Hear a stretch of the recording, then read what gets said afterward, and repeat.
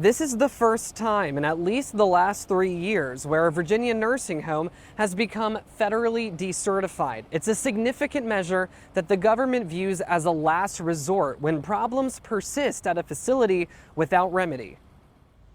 Princess Anne Health and Rehabilitation Center in Virginia Beach has been served with a notice that as of Wednesday, its Medicare and Medicaid provider agreement is terminated. It's extremely rare for a nursing home operator to have their provider agreement removed. The Centers for Medicare and Medicaid Services, which regulates nursing homes at the federal level, says it's taking this action due to the facility's failure to meet basic health and safety requirements. Richard Mollett with the Long-Term Care Community Coalition says this typically only happens when a facility is cited with violations on inspections and does not correct them in a timely manner. What this really indicates is that, to me, is that a tremendous amount of bad things have gone on in this facility for a long enough period of time that the government has said, okay, we're going to do the last possible thing we can do to save residents and to protect the community. He says a CMS termination could put a facility at risk of shutting down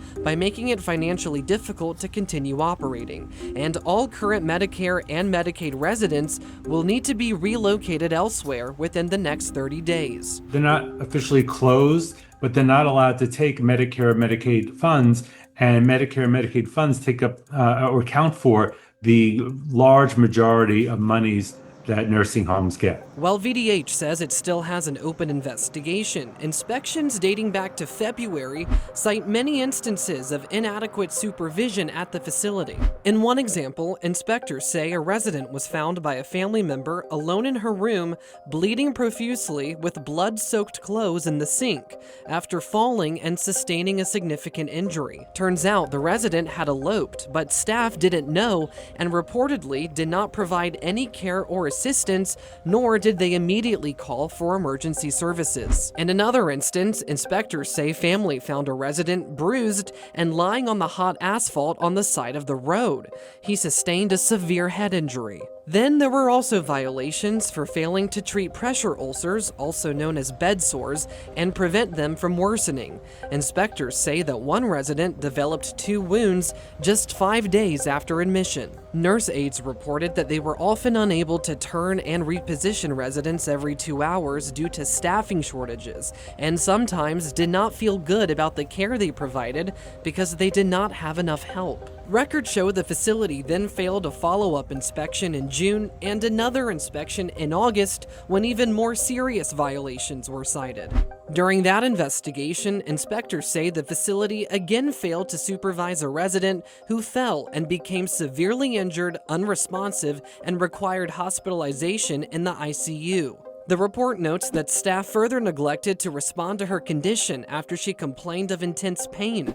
Despite acknowledging that the resident likely suffered a fracture, a nurse only gave her Tylenol and did not immediately transfer her to an emergency room. In another incident, the facility failed to provide 2 staff members for hygiene care, causing a nurse aide to roll a resident off the bed, resulting in injuries requiring hospitalization.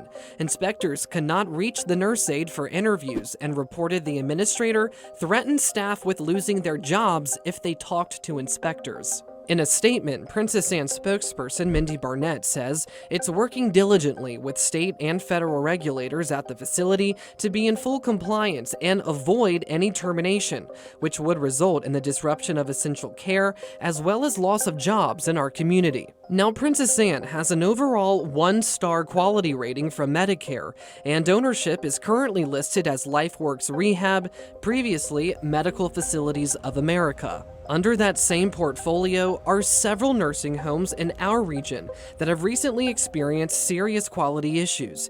That includes Colonial Heights, Henrico, Westport, Parham, and Glen Burnie, where residents and their families have voiced complaints. They were doing just bare minimum care for him. The place is crazy. It's like a madhouse over there. It's terrible.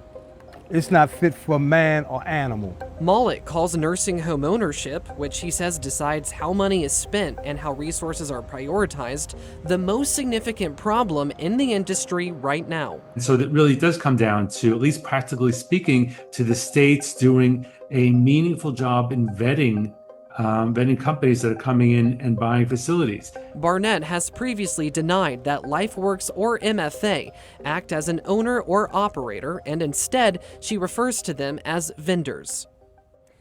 Now, there are currently 30 Medicaid patients at this facility that will need to be transferred.